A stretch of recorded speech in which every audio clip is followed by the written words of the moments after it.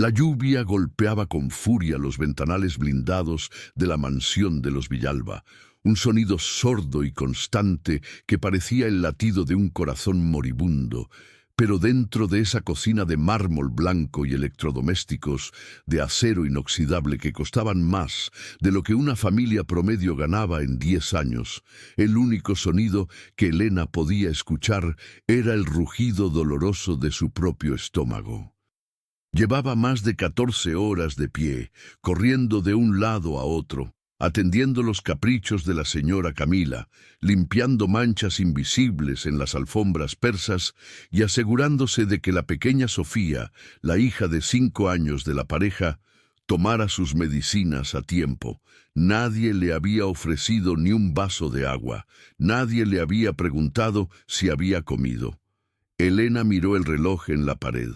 Eran las 2 de la mañana. La gran cena de gala que los Villalba habían ofrecido para sus socios comerciales acababa de terminar. Los camareros contratados ya se habían ido, llevándose las propinas que a ella nunca le daban, y la casa estaba en un silencio sepulcral, cargado de esa tensión eléctrica que siempre queda después de una fiesta llena de falsas sonrisas y excesos de alcohol. Elena se acercó a la isla central de la cocina. Allí, sobre una bandeja de plata que brillaba bajo la luz tenue de la campana extractora, descansaban los restos del banquete. No era basura. Eran trozos enteros de langosta, cortes de carne importada que apenas habían sido tocados, frutas exóticas que habían servido solo de decoración. El aroma era embriagador. Una tortura para alguien que no había probado bocado desde el desayuno escaso del día anterior. Elena sabía las reglas. La señora Camila había sido muy clara el primer día. Aquí nada se toca, Elena. Lo que sobra es para la basura o para los perros de raza, no para el servicio. No quiero que te acostumbres a sabores que no puedes pagar. Esas palabras resonaban en su cabeza, crueles y afiladas como cristales rotos. Pero el hambre es un instinto primitivo que no entiende de prohibiciones ni de dignidad. Sus manos, ásperas por el cloro y el trabajo duro, temblaron al extenderse hacia un plato que contenía medio filete miñón, todavía jugoso, abandonado por algún invitado caprichoso. Miró hacia la puerta de servicio. Cerrada. Miró hacia el pasillo que conectaba con el gran salón. Oscuro. El miedo le cerraba la garganta, pero el dolor en el estómago era más fuerte. Elena tomó el trozo de carne con los dedos, ni siquiera se atrevió a buscar un tenedor por miedo a hacer ruido con los cubiertos. Se lo llevó a la boca rápidamente, con la desesperación de un náufrago, sintiendo el sabor de la comida caliente, la grasa derritiéndose en su lengua, un alivio momentáneo que le hizo cerrar los ojos y soltar un pequeño suspiro involuntario. Fue entonces cuando la luz principal de la cocina se encendió de golpe, inundando el espacio con una claridad cegadora y clínica. Elena se congeló. El trozo de carne se le atragantó en la garganta. Al girarse, vio a Camila de pie en el umbral, con su vestido de seda roja impoluto, una copa de champán en la mano y una expresión de asco absoluto, deformando su rostro perfectamente maquillado. Detrás de ella, Roberto, su esposo, se aflojaba la corbata con una sonrisa burlona. «¿Te estás divirtiendo, Elena?», preguntó Camila, con una voz suave pero venenosa, dando un paso lento hacia la cocina. El sonido de sus tacones de aguja resonó como disparos en el silencio de la madrugada. «Te dije que no tocaras nada. Te dije que la comida de esta casa no es para gente como tú. Y ahí estás, con las manos llenas de grasa, robando como una rata en la oscuridad». Elena intentó tragar, pero el miedo la paralizaba. Bajó la mirada, soltando el resto de la comida sobre la bandeja, sintiendo cómo la sangre se le subía a las mejillas, quemándole la piel con una vergüenza insoportable. «Señora, por favor», susurró Elena con la voz quebrada. No he comido en todo el día. Iban a tirarlo.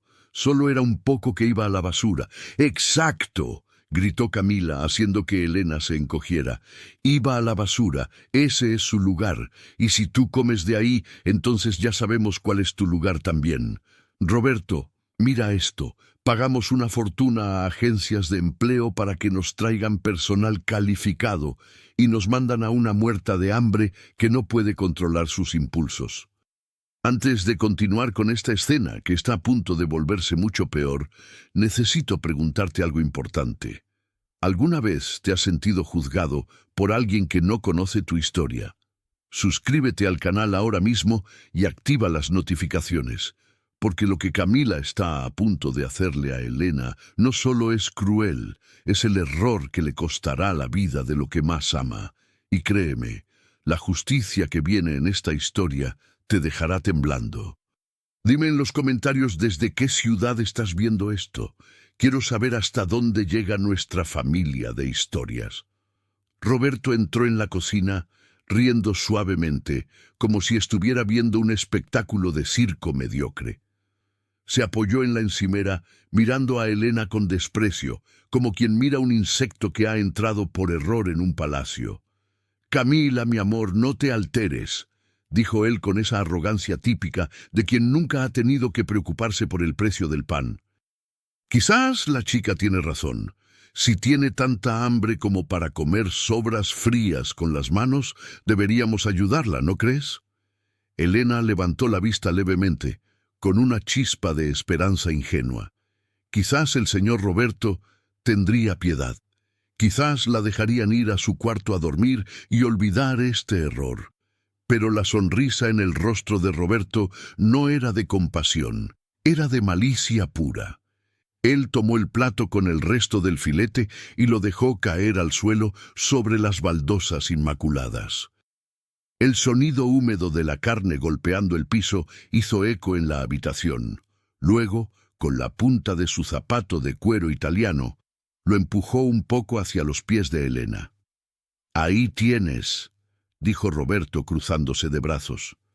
«Si quieres comer lo que iba a la basura, cómetelo, pero desde el suelo, como el animal que estás demostrando ser». El corazón de Elena se detuvo, miró la carne en el suelo, luego a Roberto y finalmente a Camila, esperando que la mujer, como madre, tuviera un límite moral. Pero Camila solo sonrió y dio un sorbo a su champán. «Vamos, Elena, dijiste que tenías hambre», insistió Camila. «Cómetelo, o recoge tus cosas ahora mismo y vete a la calle bajo la lluvia. Y sabes que sin una carta de recomendación mía no volverás a trabajar en esta ciudad. Tú eliges tu dignidad o tu empleo. Tienes una madre enferma que depende de tu sueldo, ¿verdad? ¿Vas a dejarla morir por orgullo?» La mención de su madre fue el golpe final. Elena cerró los ojos, conteniendo las lágrimas que amenazaban con salir a chorros. Pensó en las medicinas, en el alquiler atrasado, en la cara pálida de su madre, que la esperaba cada fin de mes, con la esperanza de un poco de alivio. No tenía opción. Lentamente, con el cuerpo temblando violentamente, Elena se agachó. Sus rodillas golpearon el suelo frío con un golpe seco. La humillación era física, un dolor agudo en el pecho que le cortaba la respiración. Estiró la mano hacia la carne en el suelo. Camila soltó una carcajada corta y sacó su teléfono celular. «Espera, esto es demasiado bueno. Tengo que enviárselo a las chicas del club», dijo, apuntando la cámara hacia Elena. «Sonríe, querida. Estás cenando en la casa Villalba». El flash del teléfono fue como un latigazo. Elena tomó la comida del suelo, pero no se la llevó a la boca. La sostuvo en su mano, apretándola hasta que los nudillos se le pusieron blancos, mientras las lágrimas finalmente caían sobre el mármol. En ese momento de absoluta degradación, una voz pequeña y débil rompió la atmósfera tóxica de la cocina. «¿Nana? ¿Qué estás haciendo?» Todos se giraron hacia la puerta. Allí, en pijama y abrazada a un viejo oso de peluche, estaba Sofía. La niña se veía terrible. Su piel estaba tan pálida que parecía traslúcida, y tenía ojeras profundas y moradas bajo sus ojos grandes y tristes. Sofía, la heredera de todo ese imperio, la niña que lo tenía todo, se veía más frágil que la propia Elena. Camila guardó el teléfono rápidamente, cambiando su máscara de crueldad por una de falsa preocupación maternal, aunque ni se acercó a la niña. «Sofía, ¿qué haces levantada? Vete a la cama ahora mismo. No es lugar para ti. La nana tuvo un accidente y está limpiando». Sofía no miró a su madre. Sus ojos estaban fijos en Elena, arrodillada en el suelo con comida en la mano. La niña no entendía la complejidad de la maldad adulta, pero los niños tienen un sexto sentido para el dolor ajeno.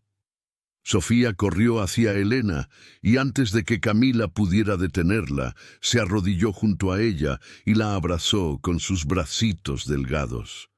«No llores, nana», susurró la niña, tosiendo un poco, una tos seca y metálica que a Elena siempre le había preocupado. «Si tienes hambre, te doy mis galletas. Las tengo escondidas bajo la almohada. Pero no llores, por favor». El contraste fue brutal. La inocencia de la niña frente a la perversidad de los padres. Elena soltó la comida, se limpió las manos en su delantal apresuradamente y abrazó a la niña, sintiendo la fiebre que emanaba del pequeño cuerpo. Estaba ardiendo. «Estoy bien, mi amor, estoy bien», dijo Elena, tratando de sonar firme.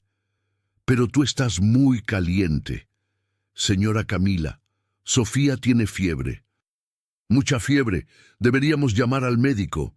Camila resopló, visiblemente molesta, porque su momento de poder había sido interrumpido.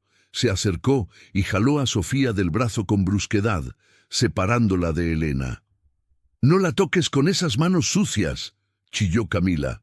«Sofía siempre tiene fiebre, es una niña debilucha. Le daré un jarabe y se le pasará. Y tú...» Miró a Elena con asco renovado. «Levántate, limpia este desastre. Agradece que mi hija te tiene cariño, porque si fuera por mí, ya estarías en la calle. Pero mañana hablaremos. Mañana vas a entender quién manda aquí». Camila arrastró a la niña fuera de la cocina. Sofía miraba hacia atrás, con los ojos llenos de lágrimas, extendiendo la mano hacia Elena. Roberto siguió a su esposa, no sin antes dar una última patada al trozo de carne para alejarlo.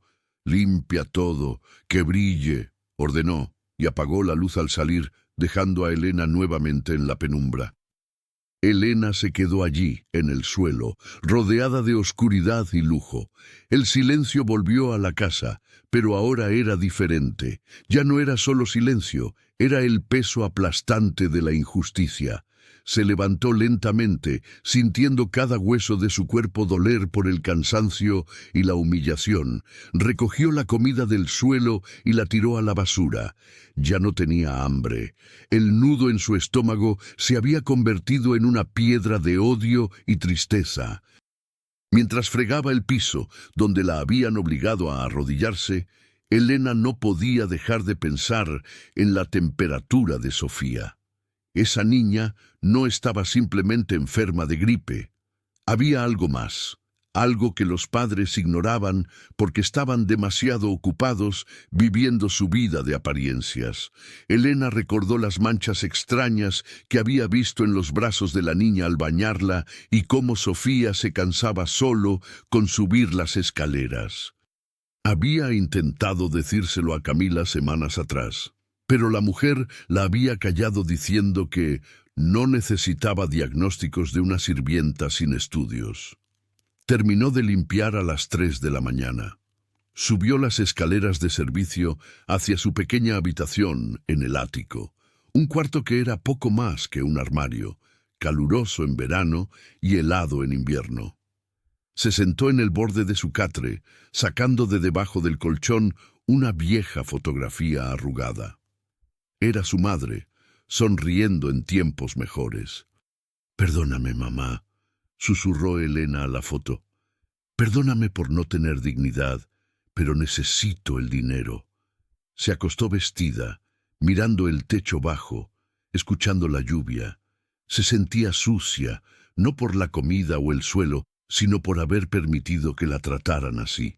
La impotencia es un veneno lento. Elena cerró los ojos, deseando desaparecer, deseando que el mundo se acabara esa misma noche.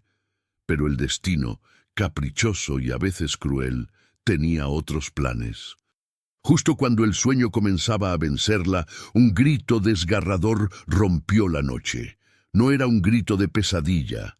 Era el grito agudo, visceral y aterrorizado de una madre que encuentra algo horrible. Elena saltó de la cama. El instinto fue más rápido que su rencor. Corrió escaleras abajo, guiada por los gritos que venían de la habitación de Sofía. «Roberto, Roberto, despierta, no respira», gritaba Camila. Elena irrumpió en la habitación de la niña. La escena era caótica. La lámpara de noche estaba encendida, arrojando sombras largas sobre las paredes, decoradas con princesas. Sofía estaba en la cama, inerte, pálida como la cera, con los labios azules. Camila la sacudía violentamente, histérica, mientras Roberto intentaba marcar un número en su teléfono con manos temblorosas. «¡Hagan algo!», gritó Elena, empujando a Camila para llegar a la niña. Por primera vez, no pidió permiso. El miedo por la vida de Sofía borró las jerarquías. «¡No respira, estúpida, no respira!», aulló Camila, pero se apartó dejando que Elena tomara el control. Elena puso su oído en el pecho de la niña. Nada, ni un latido, o quizás uno muy débil, muy lejano. «¡Hay que llevarla al hospital ya! ¡Ahora!», ordenó Elena levantando a la niña en brazos. Sofía pesaba tan poco, demasiado poco para su edad. El trayecto al hospital fue una borrosidad de luces de semáforos, lluvia golpeando el parabrisas del coche de lujo y los sollozos histéricos de Camila en el asiento del copiloto. Elena iba atrás, abrazada a Sofía, susurrándole al oído, prometiéndole que todo estaría bien, aunque ella misma no lo creía. Roberto conducía como un loco, saltándose las señales de alto. Por primera vez, el dinero y el poder de los Villalba no servían de nada. El coche blindado no podía comprar aire para los pulmones de su hija. Llegaron a urgencias. Los médicos corrieron, tomaron a Sofía de los brazos de Elena y se la llevaron tras unas puertas dobles. El vacío que sintió Elena al soltarla fue inmenso. Se quedó parada en el pasillo frío del hospital, con su uniforme de servicio manchado de lluvia, mientras Camila y Roberto eran atendidos por enfermeras que intentaban calmarlos. Pasaron horas, horas eternas. El amanecer llegó gris y triste. Elena se mantuvo en una esquina, de pie, porque nadie le ofreció una silla y ella no se atrevía a sentarse en la misma sala de espera privada que sus patrones. Finalmente, un médico salió. Tenía el rostro serio, esa expresión de «tengo malas noticias que todos temen». Camila se levantó de un salto. «¿Cómo está mi hija? Dígame que está bien. Pagaremos lo que sea. Traiga a los mejores especialistas». El médico se quitó las gafas y suspiró. «Señora Villalba, su hija está estable por ahora, pero su condición es crítica. Ha sufrido una crisis aguda debido a una insuficiencia medular severa que no había sido detectada o tratada. Su sistema inmunológico ha colapsado». «¿Qué?», Roberto parpadeó confundido. «¿De qué está hablando? Sofía siempre ha sido sana, solo un poco delicada». «Señor, su hija necesita un trasplante de médula ósea urgente, inmediato. Sin él, me temo que no sobrevivirá más de 48 horas. Su cuerpo ya no produce sangre». Camila soltó un grito ahogado y se cubrió la boca. «Pues háganlo, soy su madre, tomen mi médula», gritó, ofreciendo su brazo dramáticamente. Ya hemos realizado las pruebas preliminares de compatibilidad con ustedes dos mientras la estabilizábamos, dijo el médico negando con la cabeza suavemente. Lamentablemente, ninguno de los dos es compatible. Es un caso genético muy raro. La compatibilidad entre padres e hijos no siempre es del 100%, y Sofía tiene unos marcadores muy específicos. Necesitamos un donante compatible al 100%, y buscar en el Banco Internacional puede tardar meses que ella no tiene. El silencio que siguió fue absoluto. La sentencia de muerte estaba dictada. Dinero, mansiones, coches, viajes, nada de eso importaba. Sofía se moría. Camila se desplomó en la silla, llorando desconsoladamente. Roberto golpeó la pared con el puño. «Tiene que haber alguien», gritó Roberto. «¡Busquen a quien sea! ¡Pago $1 millón al donante! ¡5 millones! No funciona así, señor», explicó el médico con paciencia. La histocompatibilidad es biológica, no financiera. Es como buscar una aguja en un pajar. A menos que tenga hermanos... «Es hija única», sollozó Camila. Elena, desde su esquina, escuchaba todo. Sentía un dolor agudo en el pecho, pero también una extraña intuición. Recordó las veces que Sofía se había cortado con un papel y ella la había curado. Recordó lo mucho que la niña se parecía a su propia hermana menor, fallecida años atrás.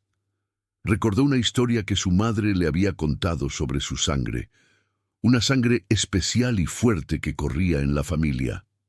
Dio un paso adelante. Sus zapatos viejos chirriaron en el suelo del hospital. «Doctor», dijo Elena con voz temblorosa. Camila levantó la cabeza, con los ojos rojos de llanto e ira. «¿Qué haces aquí todavía?», escupió Camila. «Vete. Esto es un momento familiar. No quiero ver tu cara de pobretona aquí». «Camila, déjala», dijo Roberto cansado. «No tengo fuerzas para echarla ahora». «Doctor», insistió Elena, ignorando los insultos. Se acercó al médico con una dignidad que sorprendió incluso a Roberto. «Hágame la prueba a mí». Camila soltó una risa histérica, una risa que sonaba a locura. ¿Tú? ¿Tú crees que tu sangre sucia puede salvar a mi hija? Por favor, Elena, no seas ridícula. Sofía es una Villalba. Tú eres nada». El médico miró a Elena, vio la determinación en sus ojos, vio el amor genuino, no la posesión arrogante de los padres. «Cualquier persona puede ser donante, señora Villalba», dijo el médico con firmeza. «Y dada la urgencia, no perdemos nada con probar. La probabilidad es baja, casi nula entre extraños, pero es una oportunidad. Acompáñeme, señorita». Elena siguió al médico. Camila le gritó a su espalda: «Es una pérdida de tiempo. Solo quiere dinero. Si tocas a mi hija, te demandaré». Elena no se volvió. Entró en la sala de extracción. Le sacaron sangre. Se sentó a esperar. Pasó 1 hora, luego 2. De repente, las puertas de la sala de espera se abrieron de golpe. El médico volvió a entrar, pero esta vez no tenía cara de malas noticias. Tenía cara de incredulidad. Sostenía unos papeles en la mano y miraba a Elena como si estuviera viendo un milagro o un fantasma. Esto es médicamente inexplicable», balbuceó el doctor. Camila y Roberto se levantaron de un salto. «¿Qué pasa? ¿Encontraron un donante en el Banco Internacional?», preguntó Roberto. El médico negó con la cabeza y señaló lentamente a Elena, que estaba sentada en la esquina, invisible hasta ese momento. «No, señor Villalba, no en el Banco Internacional. Ella». Camila miró a Elena y luego al médico. «¿Qué?». «La señorita Elena», dijo el médico con voz firme, «es compatible. Y no solo es compatible, es una compatibilidad perfecta. De hecho, los marcadores son tan idénticos que si no supiera quiénes son, diría que...». El médico se calló, dándose cuenta de la implicación. Camila se puso pálida. Roberto abrió la boca, pero no salió ningún sonido. Todos miraron a Elena, la mujer a la que habían humillado, a la que habían hecho comer del suelo horas antes. Tenía ahora en sus venas lo único que podía salvar su mundo. Elena se levantó lentamente. Ya no tenía miedo. Miró a Camila a los ojos. ¿Decía que mi sangre era sucia, señora?, preguntó Elena con voz calmada. Pues parece que su hija la necesita. La sala quedó en silencio. La balanza de poder acababa de cambiar violentamente, y esto era solo el principio. El silencio en la sala de espera era denso, casi irrespirable, roto solo por el zumbido constante de las máquinas de vending y el sonido lejano de las sirenas. La revelación del doctor había caído como una bomba atómica en medio de la familia Villalba. Camila estaba pálida, con los ojos desorbitados, mirando a Elena no como a una salvadora, sino como a un error del sistema, una anomalía que no debería existir.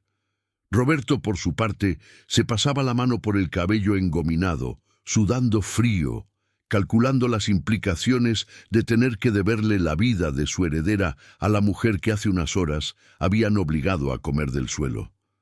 El doctor.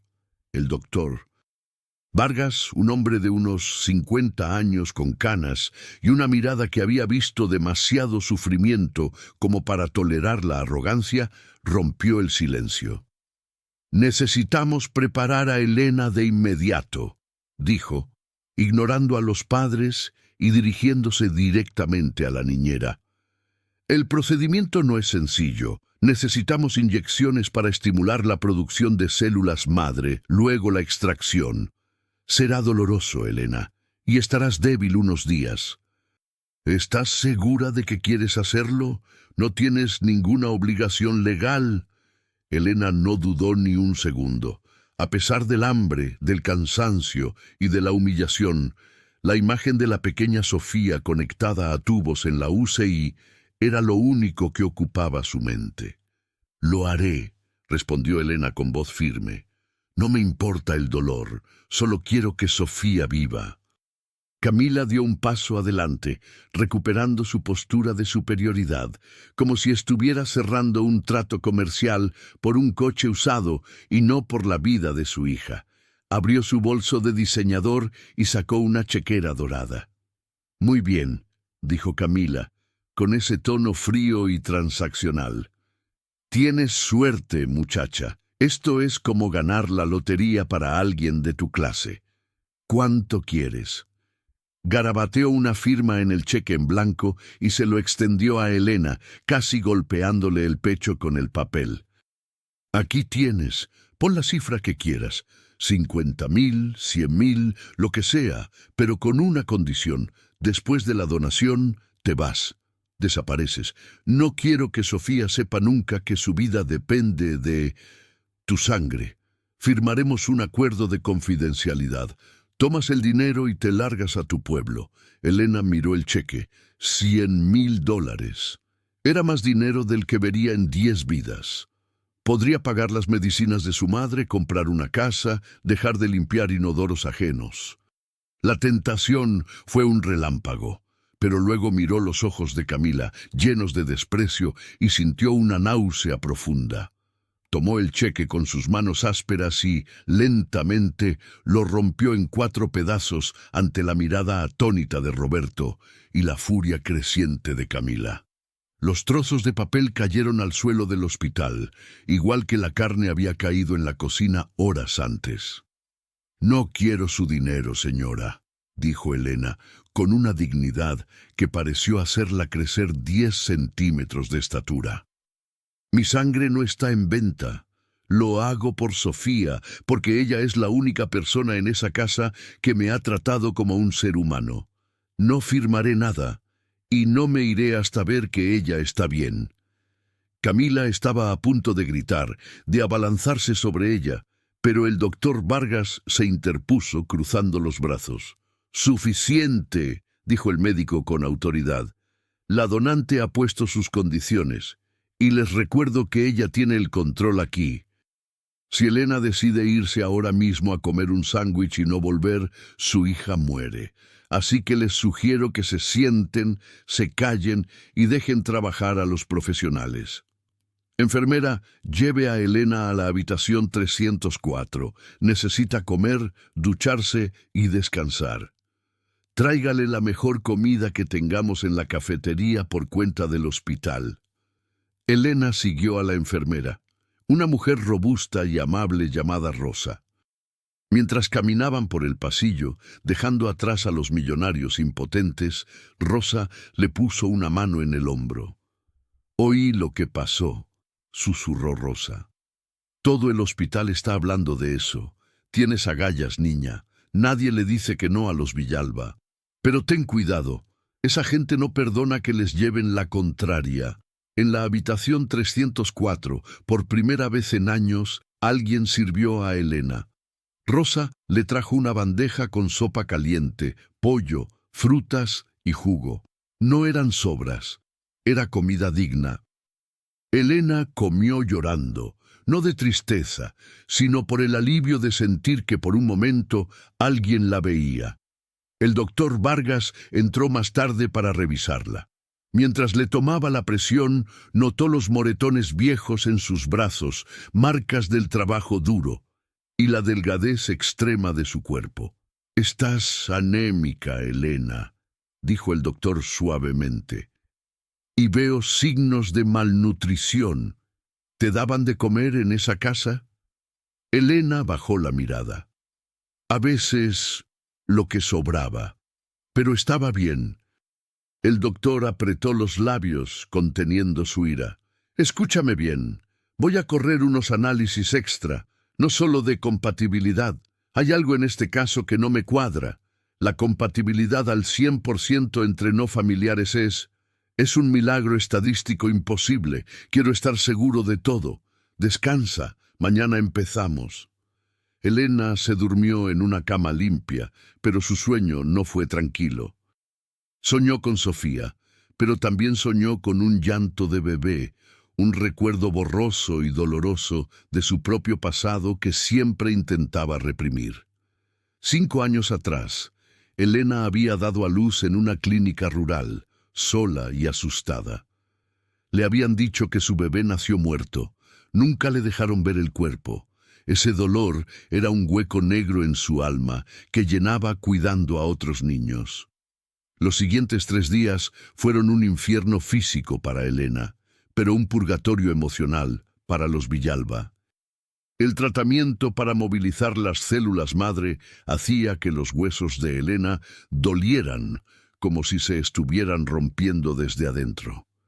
Tenía fiebre, náuseas y dolores de cabeza cegadores, pero cada vez que el dolor la doblaba en la cama, pedía que la llevaran en silla de ruedas hasta el cristal de la UCI donde estaba Sofía.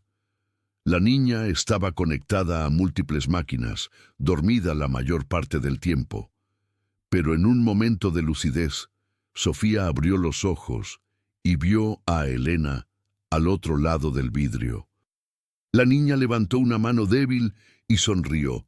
Elena pegó su mano al cristal llorando. «Aguanta, mi amor. Ya casi», susurró Elena. Mientras tanto, en la sala de espera VIP, la tensión entre Camila y Roberto era insostenible. «¿Por qué tiene que ser ella?», siseaba Camila, caminando de un lado a otro. «Es humillante. Todo nuestro círculo social se enterará de que la sirvienta salvó a la heredera. Van a pensar que somos unos padres incompetentes». «Preocúpate de que la niña viva, maldita sea», respondió Roberto, aunque él también parecía nervioso. Miraba su teléfono constantemente, haciendo llamadas en voz baja a sus abogados. Elena, a pesar de estar confinada en su habitación, notaba la hostilidad. Camila entraba sin tocar, no para preguntar cómo se sentía, sino para presionarla. «El doctor dice que tus niveles están subiendo lento», decía Camila, parada al pie de la cama con los brazos cruzados. «No te estás esforzando. Estás comiendo todo. Mira que si mi hija empeora por tu debilidad, te haré responsable». «Estoy haciendo lo que puedo, señora», respondía Elena, pálida y sudorosa. Me duele todo el cuerpo. El dolor es mental. Deja de quejarte. Te estamos pagando el hospital, ¿no? Agradece que estás en una cama privada y no en un catre. La crueldad de Camila no tenía límites, pero Elena resistía. Sin embargo, la verdadera prueba de fuego llegó la noche antes del trasplante. Elena estaba sola, intentando leer una revista vieja, cuando Roberto entró en la habitación. Cerró la puerta con seguro y bajó las persianas. «Elena», dijo él, con una voz que intentaba ser seductora pero sonaba a amenaza. «Sé que rechazaste el dinero de mi esposa. Eso fue noble o estúpido». Roberto se acercó a la cama y puso un maletín de cuero negro sobre las sábanas. Lo abrió. Estaba lleno de fajos de billetes, mucho más que el cheque de Camila. «Aquí hay $500,000 en efectivo, no rastreable», susurró Roberto. «No tienes que irte ahora. Haz la donación, salva a la niña. Pero en cuanto te den el alta, quiero que firmes este documento». Sacó un papel legal. «Dice que renuncias a cualquier derecho laboral, civil o de cualquier otro tipo sobre la familia Villalba, y que nunca, bajo ninguna circunstancia, te harás una prueba de ADN pública o privada relacionada con Sofía». Elena frunció el ceño, confundida. El dolor de sus huesos pasó a segundo plano ante la extrañeza de la petición. «¿Prueba de ADN? ¿Por qué querría hacerme una prueba de ADN con la niña? Solo soy la niñera». Roberto se tensó. Parecía haber hablado de más. «Es solo protocolo», dijo rápidamente secándose el sudor de la frente, «para evitar demandas futuras. Ya sabes, gente que reclama parentescos falsos para sacar dinero. Firma, toma el dinero y todos felices». Elena miró el dinero y luego a Roberto. Algo en su instinto se encendió. Una alarma primitiva. ¿Por qué tanto miedo? ¿Por qué tanto dinero por una firma? «No voy a firmar nada hasta que Sofía esté sana», dijo Elena, cerrando el maletín y empujándolo hacia él. «Y no entiendo su miedo, señor Roberto. Si no tengo nada que ver con ustedes, más que ser la empleada, ¿qué teme que encuentre un ADN?» Roberto la miró con una mezcla de odio y pánico. Cerró el maletín bruscamente. «Te vas a arrepentir de hacerte la lista, Elena. Recuerda que, fuera de estas paredes, sigues siendo una nadie, y nosotros somos los dueños de la ciudad». Salió de la habitación dando un portazo. Elena se quedó temblando. Esa noche no pudo dormir. La pregunta rondaba su cabeza. ¿Qué ocultan? Llegó el día. La mañana del trasplante fue caótica. Llevaron a Elena al quirófano para la extracción de médula. Fue un procedimiento largo. La anestesia la durmió, y mientras caía en la inconsciencia, la última imagen que tuvo fue la cara del doctor. Vargas mirándola con una intensidad extraña, casi triste. La operación fue un éxito. La médula de Elena, rica y sana, fue transferida al cuerpo pequeño y frágil de Sofía. La sangre sucia de la sirvienta comenzaba a fluir por las venas de la princesa, dándole la vida que sus padres de sangre azul no pudieron darle. Elena despertó 12 horas después. Se sentía como si un camión le hubiera pasado por encima. Le dolía la cadera, donde habían insertado las agujas, y estaba mareada. Pero sonrió. «Lo hice», pensó. «Sofía va a vivir». Esperaba ver a una enfermera o quizás al doctor Vargas, pero cuando su visión se aclaró, lo que vio hizo que su sangre se helara. De pie, junto a su cama, no había médicos. Había 2 oficiales de policía uniformados, y detrás de ellos, Camila, con una sonrisa triunfal que daba más miedo que cualquier grito.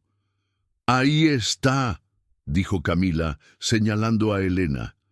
«Esa es la ladrona». «¿Qué?». Elena intentó incorporarse, pero el dolor la tumbó de nuevo. «¿Qué está pasando?». «Señorita Elena Gómez», dijo uno de los policías, sacando unas esposas. Queda detenida bajo los cargos de robo calificado y abuso de confianza. ¿Robo? Elena estaba en shock. Yo no he robado nada. Acabo de salvar a su hija. Camila se acercó, inclinándose sobre ella como un buitre. Salvar a mi hija no te da derecho a robar mis joyas, querida. Encontramos mi collar de diamantes, valorado en $50,000, en tu bolso, en tu habitación de mi casa. Roberto lo encontró esta mañana mientras limpiábamos tu porquería. «¡Eso es mentira!», gritó Elena llorando. «Ustedes lo pusieron ahí. Saben que es mentira». «Tenemos las pruebas, y dado que no tienes antecedentes ni dinero para un abogado, creo que pasarás una buena temporada en la cárcel, justo el tiempo necesario para que Sofía se olvide de ti». Camila se acercó a su oído y susurró. «Te di la oportunidad de tomar el dinero e irte por las buenas. Ahora te irás por las malas». Sin dinero, sin dignidad y presa, nadie va a creer a la niñera ladrona contra la palabra de los Villalba. Oficiales, llévensela. Los policías se acercaron para esposar a Elena, que estaba débil, recién operada y aterrorizada. «No pueden llevarme. Estoy sangrando todavía», suplicó Elena. «El médico de la prisión la atenderá», dijo el policía, agarrándola del brazo sin mucha delicadeza. Elena forcejeó, gritando el nombre de Sofía. La injusticia era tan grande que sentía que el techo se le caía encima. La habían usado, le habían sacado la vida para salvar a su hija, y ahora la desechaban a la basura, literalmente, como a la comida de aquella noche. «¡Alto!». Una voz retumbó en la habitación. La puerta se abrió de golpe y entró el doctor Vargas. Pero no venía solo. Venía acompañado por el director del hospital y 2 guardias de seguridad privada de la clínica. Y en su mano sostenía una carpeta roja. «Nadie va a llevarse a mi paciente», dijo Vargas con una furia fría, «y menos basándose en denuncias falsas fabricadas por estos 2 delincuentes». «¿Cómo se atreve?», gritó Camila girándose. «Soy Camila Villalba. Haré que lo despidan. Esta mujer es una ladrona». «Y usted es una secuestradora», respondió el doctor Vargas. La palabra quedó flotando en el aire, pesada y letal. El silencio fue absoluto. Los policías soltaron a Elena, confundidos. Roberto, que estaba en la puerta, intentó escabullirse, pero los guardias de seguridad le bloquearon el paso. «¿De qué está hablando?», preguntó el policía. El doctor Vargas caminó hasta el centro de la habitación y abrió la carpeta roja. Sacó unos documentos con gráficos de ADN complejos. Cuando vi la compatibilidad del 100% entre Elena y Sofía, supe que algo no estaba bien. Biológicamente, es casi imposible entre extraños. Así que, con la autorización del comité ético y aprovechando las muestras de sangre, corrí una prueba de maternidad completa. Elena dejó de respirar. Su corazón martilleaba contra sus costillas doloridas. Miró al doctor, sintiendo que el mundo giraba. «¿Maternidad?», susurró Elena. El doctor se giró hacia ella, y su expresión se suavizó, llenándose de una compasión infinita. «Elena, Sofía no es solo compatible contigo. Sofía es tu hija biológica». El grito que soltó Camila fue animal. Se lanzó hacia el doctor para arrebatarle los papeles, pero los policías, reaccionando rápido, la detuvieron. «¡Es mentira! ¡Son papeles falsos!», chillaba Camila fuera de sí. «Las pruebas son irrefutables», continuó el doctor, elevando la voz para que todos escucharan. «El ADN mitocondrial es idéntico, y hay más. Investigué los registros de nacimiento. Hace 5 años, Elena, diste a luz en la Clínica Santa María, una clínica que, curiosamente, es propiedad de un grupo inversor liderado por Roberto Villalba». Elena empezó a temblar violentamente. Las lágrimas corrían por su rostro como ríos. «Me dijeron que murió», balbuceó Elena reviviendo el trauma. Me dijeron que mi bebé nació muerta, ni siquiera me dejaron cargarla. No murió, dijo el doctor, mirando con asco a Roberto. Fue robada. Roberto Villalba y el director de esa clínica falsificaron el certificado de defunción. Camila no podía tener hijos, así que fueron de compras al hospital de los pobres. Tomaron a tu bebé, una niña sana y fuerte, y te hicieron creer que habías perdido todo, para luego contratarte años después, por una perversa ironía del destino, para cuidar a la hija que te robaron. Seguramente porque Sofía lloraba menos contigo, porque reconocía tu olor, tu voz, su madre. La verdad cayó sobre la habitación como un mazo. Elena miró a Roberto, luego a Camila. Todo encajaba. La conexión instantánea con Sofía. La marca de nacimiento que ambas compartían y que Elena ocultaba. El miedo de Roberto a la prueba de ADN. La crueldad de Camila, nacida de la inseguridad de saber que la sirvienta era la verdadera madre. Elena sintió una fuerza que no sabía que tenía. Ignorando el dolor de su cirugía, se arrancó la vía intravenosa del brazo, manchando las sábanas de sangre, y se puso de pie. Caminó hacia Camila, que ahora estaba siendo sujetada por un policía, ya no tan arrogante, sino aterrorizada. Elena no la golpeó. Se acercó a su cara a centímetros y le dijo con una voz que venía desde las entrañas de la tierra: «Me hiciste comer del suelo, me humillaste, me trataste como basura. Pero la basura eras tú, me robaste mi vida, pero se acabó». Se giró hacia los policías. «Oficiales, quiero presentar cargos por secuestro, por falsificación de documentos, por tráfico de menores. Y quiero a mi hija, ahora». Roberto intentó hablar, intentó sobornar, intentó decir algo, pero el doctor... Vargas levantó la mano. «La Policía Federal ya está en camino, Roberto, y la prensa también. Todo esto va a salir a la luz. Se acabó su reinado». Camila se desplomó en los brazos del policía, llorando, no por arrepentimiento, sino porque sabía que su vida de lujos se había terminado. Elena, sostenida por la enfermera Rosa, miró hacia la puerta. «Llévenme con mi hija», pidió. «Llévenme con Sofía. Tengo que decirle que mamá está aquí». El clímax había estallado. La verdad había liberado a Elena, pero la batalla final, la de reconstruir sus vidas sobre las ruinas de la mentira de los Villalba, apenas comenzaba. El pasillo del hospital, que horas antes había sido el escenario de la arrogancia desmedida de los Villalba, se había transformado en un teatro de justicia cruda y estrepitosa. La noticia del escándalo se había filtrado con la velocidad de la pólvora. Cuando la policía sacó a Camila y a Roberto de la habitación 304, esposados y con las cabezas bajas, no solo se encontraron con la mirada acusadora del personal médico, sino con el destello incesante de las cámaras. La prensa local, alertada por una fuente anónima, quizás el mismo doctor Vargas o una enfermera indignada, esperaba en la salida de emergencias. Camila, que siempre había vivido para las cámaras, para las portadas de revistas sociales y las galas benéficas, ahora intentaba ocultar su rostro con el hombro. Desmaquillada, llorosa y derrotada. Roberto, el hombre que creía que todo tenía un precio, gritaba órdenes a abogados que no estaban allí, amenazando con despedir a todo el departamento de policía, sin entender que su poder se había evaporado en el momento en que la verdad biológica salió a la luz.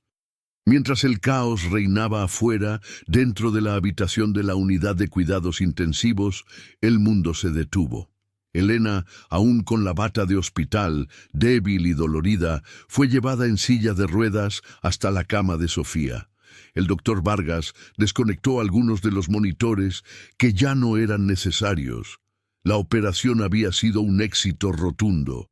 El cuerpo de Sofía, hambriento de la sangre correcta, de la sangre de su verdadera madre, estaba respondiendo con una fuerza milagrosa. El color estaba volviendo a sus mejillas.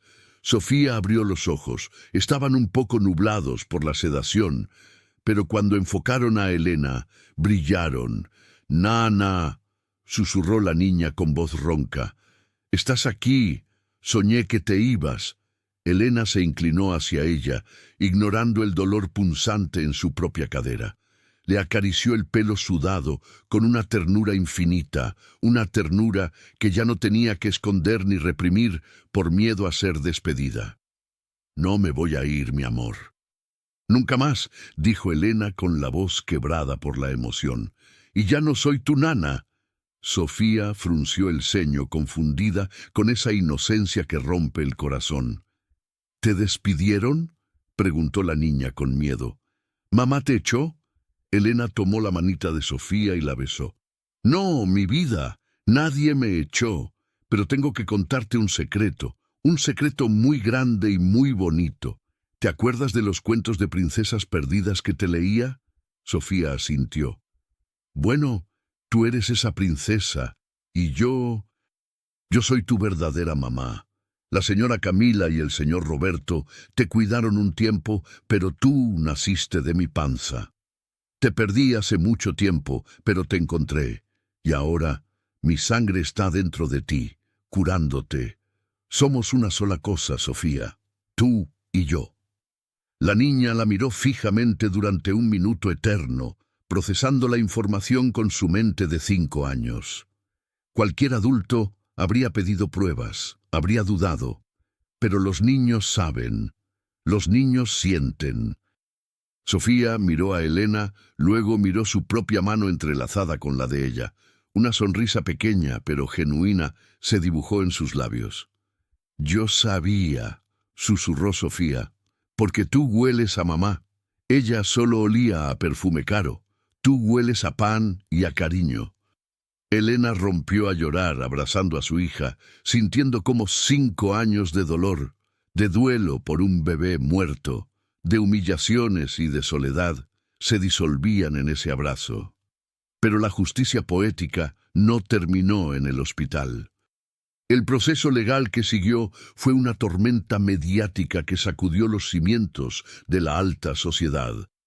El juicio contra los Villalba fue rápido y brutal.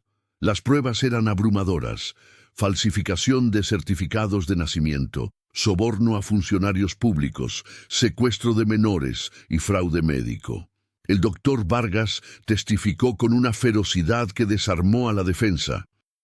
Pero el testimonio más doloroso fue el de la propia Elena, quien narró ante el juez cómo le habían robado a su hija al nacer, haciéndola creer muerta, y cómo años después el destino cruel la había llevado a servir como esclava en la casa donde su propia hija vivía como una muñeca de porcelana. El día de la sentencia, la sala estaba llena.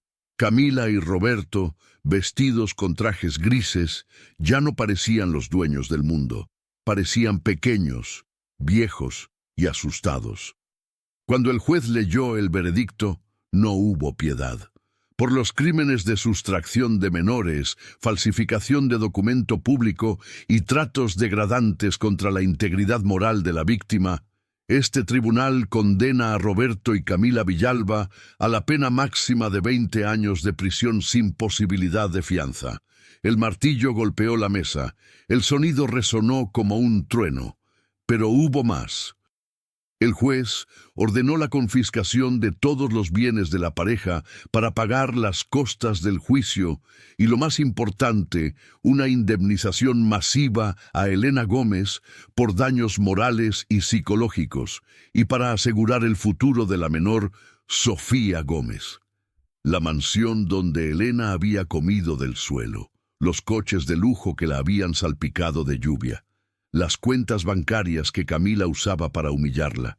Todo, absolutamente todo, pasó a nombre de Elena y Sofía. No era venganza, era restitución. La imagen final de los Villalba fue verlos ser arrastrados fuera de la sala, gritando, culpándose el uno al otro, mientras Elena, sentada en la primera fila, no los miraba. Ella miraba a Sofía, que dibujaba tranquila en un cuaderno, ajena al ruido del mundo que caía a pedazos para construir uno nuevo, 6 meses después. La lluvia caía de nuevo sobre la ciudad, pero esta vez no sonaba triste. Sonaba a vida, a limpieza, a renovación. En el jardín de una casa hermosa, no la mansión fría y estéril de los Villalba, la cual Elena vendió porque tenía demasiados fantasmas, sino una casa luminosa, llena de flores y ventanas abiertas, se celebraba una fiesta. No había camareros de etiqueta ni champán francés. Había globos de colores, sándwiches caseros, pastel de chocolate y música alegre. Era el cumpleaños número 6 de Sofía, pero en realidad era su primer cumpleaños verdadero.